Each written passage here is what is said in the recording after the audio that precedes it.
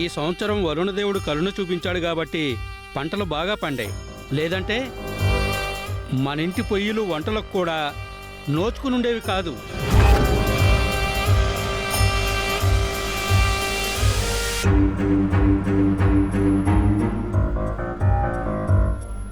నేననుకున్న కార్యం నెరవేరేంత వరకు నా మీద ఎవ్వరికీ ఎటువంటి అనుమానమూ రాకూడదు.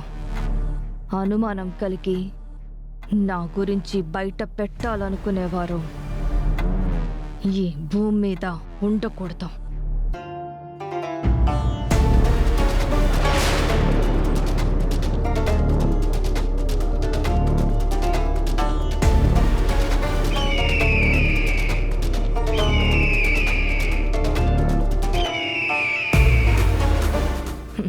నా రాకను ఎవరు పసిగట్టినా పసిగట్టకపోయినా నువ్వైతే కనిపెట్టగలుగుతావులే.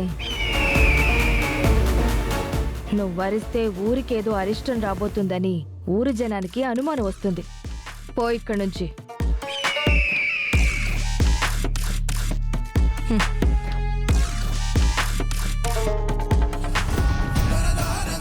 వేదవతి గారు వాళ్ళు ఈ మధ్య పండగలు ఏరువాకలు సరిగ్గా చేయకపోయినా సకాలంలో వర్షాలు పడ్డం వల్ల మన పంటలు మన చేతికి అందుతున్నాయి.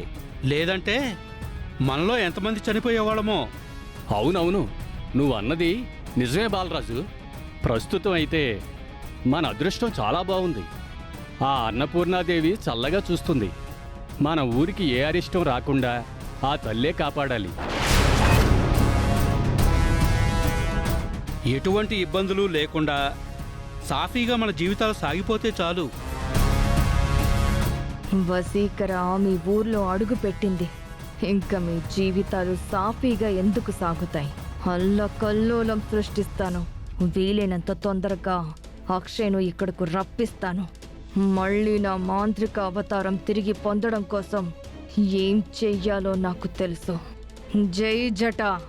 నా ప్రభావం ఎలా ఉంటుందో ఈ అమాయక ప్రజలకు రుచి చూపించు.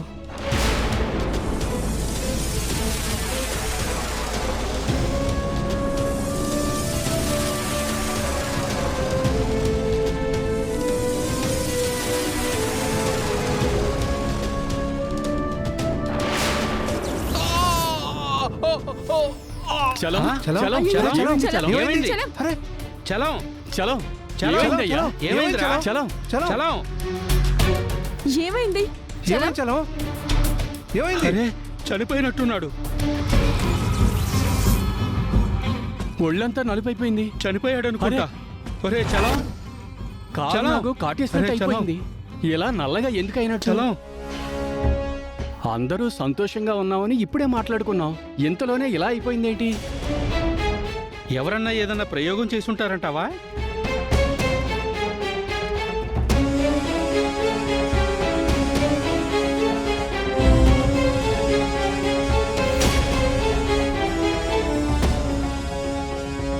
నాన్న దగ్గరికి తీసుకెళ్తానని చెప్పి గుడి దగ్గరికి తీసుకొచ్చావేంటమ్మా?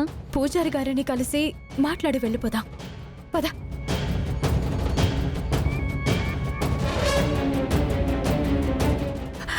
పూజారి గారు నమస్కారం తల్లి.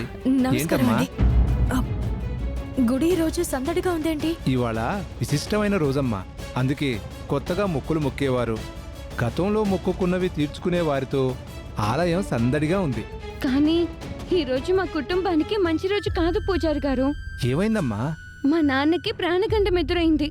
హాస్పిటల్లో చావు బతుకుల మధ్య ఉన్నాడు. అవునా? గతంలో 2-3 సార్లు ప్రమాదంలో పడినప్పుడు కూడా గుడికి వచ్చి కఠినమైన దీక్షలు చేసి మాంగళ్యాన్ని కాపాడుకున్నాను. ఇప్పుడు కూడా అటువంటివి చేయడానికి సిద్ధంగా ఉన్నాను. నా భర్త తొందరగా కోలుకోవాలి. ఏదైనా సలహా ఇవ్వండి పూజారి గారు. నువ్వు ఇంతగా ప్రాధాయపడి అడుగుతున్నావు కాబట్టి తప్పకుండా చెప్తానమ్మా. కఠినమైన దీక్ష ఒకటి ఉంటుంది. అది ఇంతవరకు ఎవ్వరూ చేయలేదు. నువ్వు చూసుండవు. నేను కూడా వినడం తప్ప చూసింది లేదు. అది నువ్వు చేయగలిగితే నీ భర్తను ప్రాణగండం వదిలి వెళ్ళిపోతుంది. పూజారి గారు, నా భర్త కోలుకోవడం కోసం అది ఎంతటి కఠినమైన దీక్ష అయినా సరే నేను ఖచ్చితంగా చేస్తాను. చాలా ఇబ్బందిగా ఉంటుందమ్మా. మాట తప్పను, వెనకడుగు వెయ్యను. అగ్ని ప్రవేశం చేయమన్నా చేస్తాను. అంతకంటే కష్టతరమైనది ముల్లోకాలలో ఇంకేముంటుంది? తొందరగా చెప్పండి. ముందుగా నాదో విన్నపం. ఏంటండి? నీకు చెప్పింది ఆచరించిన తర్వాత నీకు జరగరాంది ఏదైనా జరిగిందంటే మాత్రం తరువాత నువ్వు నన్ను నిందించకూడదు. అయ్యో, అలాంటిదే ఉండదు పూజారి గారు. మీరు మా మేలు కోరి చెప్తారు. అందుకు పూర్తి బాధ్యత మేమే వహించాలి. మీరు చెప్పండి, పర్వాలేదు. నాకు ఏం జరిగినా మిమ్మల్ని ఒక్క మాట కూడా అనను. అయితే చెప్తాను వినండి.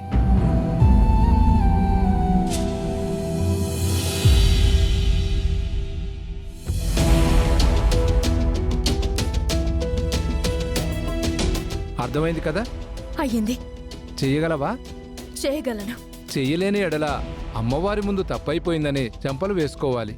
తొందరపడి మాటిచ్చాను, నన్ను క్షమించమని వేడుకోవాలి. అమ్మవారు క్షమిస్తుంది. అలా వెనకకు తగ్గనని ముందే మాటిచ్చాను కదా పూజారి గారు. నా ప్రాణాలకేమైనా పర్వాలేదు. నా బావ ప్రాణం నిలబడితే చాలు.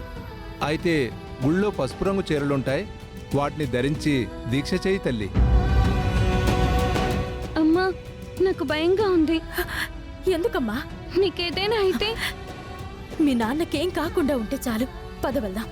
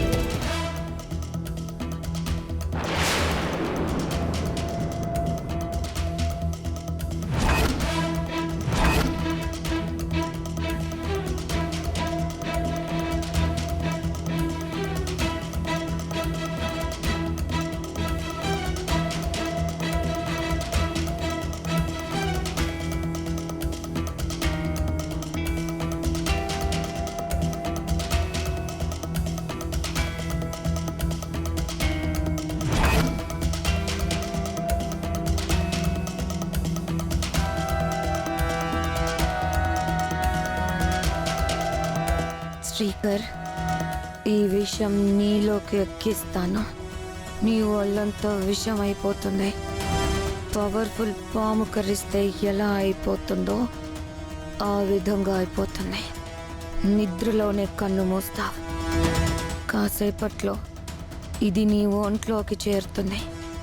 ఈసారి నిన్ను ఎవ్వరూ కాపాడలేరు. నీ ఆవని మెడలోని తాళి కూడా కాపాడలేదు.